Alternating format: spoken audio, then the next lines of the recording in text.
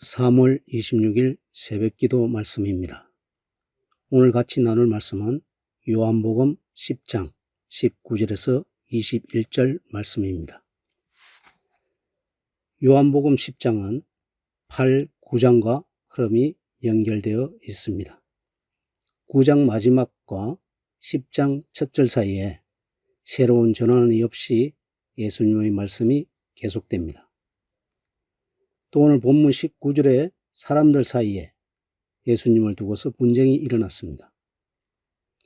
분쟁이 일어났다는 표현은 9장 16절에서 피차 쟁론이 되었다는 말과 동일한 단어입니다. 오늘 본문 말씀에 예수님이 귀신 들렸는가에 대해 논쟁할 때에 어떻게 귀신 들린 자가 소경의 눈을 뜨게 할 수 있느냐 하며 맹인의 눈을 뜨게 하신 9장 이야기를 말하고 있습니다. 8장 마지막의 흐름이 9장에서 10장까지 계속 연결됩니다. 요한복음 9장 전반부에는 예수님이 행하신 표적 중 날 때부터 맹인된 사람을 치유하신 표적을 기록하고 있는데, 이 표적으로 인해서 사람들 사이에 분쟁이 발생하였습니다.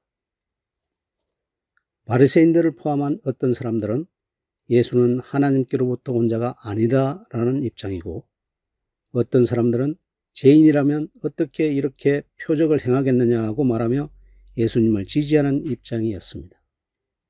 특히 바리새인들은 예수님이 날 때부터 맹인된 사람을 안식일에 치유한 일로 인해서 화가 치밀어 있는 상태였으며, 그 맹인과 그 사람의 부모를 불러서 예수를 사이비 이단화하려고 윽박지르며 신문을 하였습니다. 이 과정을 아시는 예수님께서 바리새인들의 완악함을 보시며 그들을 영적 맹인이라고 말씀하셨습니다. 오늘 본문은 맹인 치유 사건 이후에 예수님께서 자신이 누구신가를 밝히고 있습니다. 동시에 영적 맹인인 바리새인들을 포함한 종교 지도자들에 대해서 예수님이 비유를 통해 그들이 누구인가를 알려주고 있습니다. 요한복음은 계속해서 하나님이신 예수님을 믿음으로 빛의 자녀가 된 사람들과 의도적으로 예수님의 메시아 되심을 거부하고 부인하는 바리새인들을 비교하고 있습니다. 9장 말씀에서 날 때부터 맹인된 사람을 치유하신 사건은 예수님을 거부하던 바리새인들에게 결정적인 치명타를 준 사건입니다.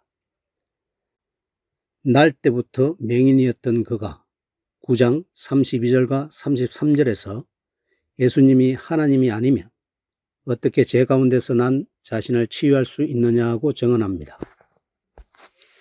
이 개념이 오늘 10장의 말씀까지 그대로 이어지고 있습니다. 왜냐하면 예수님의 메시아 되심은 이미 확실하게 선포되어졌지만 여전히 바리새인들의 사고에서는 받아들일 수가 없었기 때문입니다. 오늘 본문 19절을 보면 유대인 중에 분쟁이 일어났다고 말합니다. 예수님이 하나님이라는 분명한 증거가 나타났는데 이성적으로 그 예수님을 하나님으로 인정할 수 없기에 내분이 생겨나고 있었던 것입니다. 그래서 오늘 본문 다음인 24절에서는 예수님께 당신이 그리스도면 확실히 알려달라고까지 직접적으로 이야기합니다. 그때 예수님께서 하신 말씀이 25절에 내가 너희에게 말하였으되 믿지 아니하는도다. 내가 내 아버지의 이름으로 행하는 일들이 나를 증거하는 것이라고 기록되어 있습니다. 이미 예수님께서는 알려주었습니다. 그러나 유대인들은 믿으려고 하지 않습니다. 표면적인 이유는 자신들의 생각과 예수님의 생각이 달랐기 때문입니다. 그들이 원했던 메시아의 모습과 예수님의 외적인 요인이 달랐기 때문입니다. 갈릴리 총구석에서 태어난 가난한 목소의 아들을 메시아로 인정하기가 싫었고, 그런데 더 중요한 이유는 복음의 삶이 아닌 기득권으로서의 지금을 누리고자 하는 인간적인 욕구 욕망 때문입니다. 그들이 원했던 것은 지금의 안락함을 더 유지하고, 그리고 또 로마의 괴롭힘에서 자유로움을 얻어 더 편안함을 추구했기 때문입니다. 그런데 예수님은 그의 사역을 통해서 더 낮아지고 계십니다. 하나님이시기에 높아져야 하는데 그렇지 않으신 겁니다. 더 낮아지겠다고 하십니다. 그리고 17절에서는 목숨도 버리겠다고 하십니다. 유대인들은 이것이 싫었던 것입니다. 지금의 편안함을 버리고 일부러 불편한 삶을 살아가는 것이 싫었고, 그래서 말씀을 통해 그리고 현장 증거를 통해 예수님의 메시아 되심에 대한 많은 증거들을 보았지만 인정하지 않으려고 하는 것입니다. 자신의 이득을 위해서 누군가를 모함하여 희생양을 삼으려고 하는 것입니다. 성도 여러분, 그런데 우리 역시 이 유대인과 같은 모습들이 있습니다. 내 생각과 내 경험에 반하는 예수님의 말씀에 이 유대인처럼 반응하는 것입니다. 굳이 이 일을 해야 하냐고, 꼭 저 사람을 사랑해야 되냐고, 반드시 나누고 섬겨야 하냐고, 우리는 매일의 삶 속에서 이런 질문들을 마주대합니다. 그리고 오늘 말씀의 유대인들처럼 고민합니다.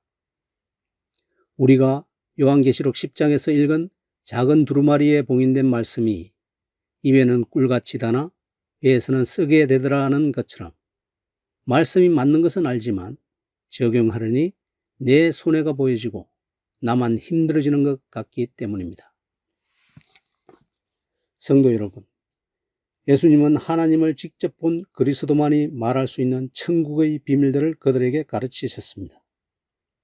하나님의 아들만이 행하실 수 있는 많은 기적을 보여주셨습니다. 오병이어, 칠병이어의 기적을 일으키시고 또 폭풍우를 말씀으로 잠잠하게 하시고 날 때부터 맹인된 자, 걷지 못하는 자들을 치유하시며 죽은 자를 다시 살리셨습니다. 요한복음 20장 30절에서 사도 요한은 성경에 기록된 것 외에도 수많은 기적을 행하셨다고 기록하고 증언합니다. 그런데도 바리새인들이 예수님을 그리스도로 인정하지 않는 것은 그들이 예수님의 양이 아니기 때문이었습니다. 다시 말하면 그들이 하나님의 말씀이 아니라 사탄의 속임에 빠져 있었기 때문입니다. 그래서 그들은 하나님의 말씀이 아니라 사탄의 미혹을 받아서 자신들이 만든 종교 규례를 기준으로 예수님을 판단했습니다. 사탄의 가장 기본적인 전략은 인간의 타락한 본성을 미혹해서 하나님보다 이 땅의 영광과 행복을 우상으로 섬기게 만드는 것입니다. 사탄은 아담과 하와로부터 지금 이 시대에 이르기까지 사람의 탐욕을 미혹하는 방법으로 사람들을 넘어뜨리고 있습니다. 오늘 본문의 바리새인들도 사탄의 이러한 미혹에 빠져 땅의 영광만 바라보고 살았기 때문에 하나님의 아들이신 예수 그리스도를 직접 보고서도 믿지 못했습니다. 사탄의 미혹을 받은 사람은 예수께서 아무리 진리를 말씀하고 기적을 베풀어도 탐욕으로 인해서 하나님의 아들 그리스도를 보지 못하고 믿지 못합니다. 다시 오늘 본문을 보면 예수님께서 말씀을 마치시자 듣던 사람들 사이에 다시 분쟁이 일어났다고 기록되어 있습니다. 이전에 있었던 분쟁처럼 예수님의 가르침을 도저히 받아들일 수 없는 사람들과 그것을 받아들이는 사람들 사이에 분쟁이 일어났습니다.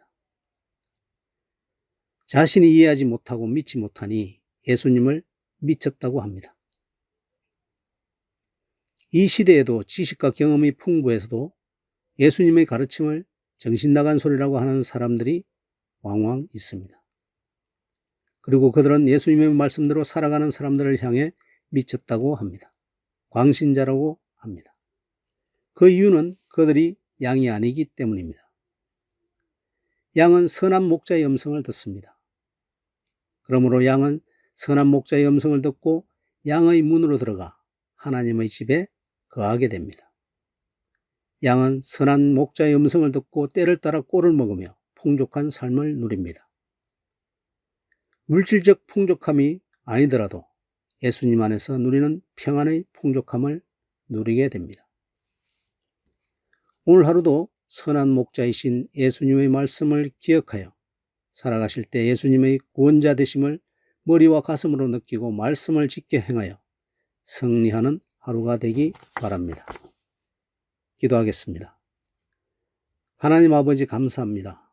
예수님의 그 능력을 눈으로 보고도 인정하기 싫어했던 유대인들을 보고 지금 우리도 그런 억지를 부리고 있지는 않은지 돌아보기를 원합니다. 양을 도둑질하고 죽이려는 이리가 있는 이 시대, 이리로부터 공격을 받을 때 양을 버리고 도망가는 살꾼이 있는 이 시대에 예수님께서 우리의 목자가 되어주시니 감사드립니다.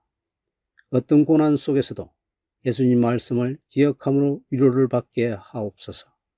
목자의 음성을 듣고 인도함을 받는 양처럼 우리 역시 예수님의 말씀을 듣고 인도함 받아 말씀의 꼴을 먹으며 예수님의 보호와 풍족함을 누리는 오늘 하루가 되게 도와주옵소서. 예수님 이름으로 기도드립니다. 아멘.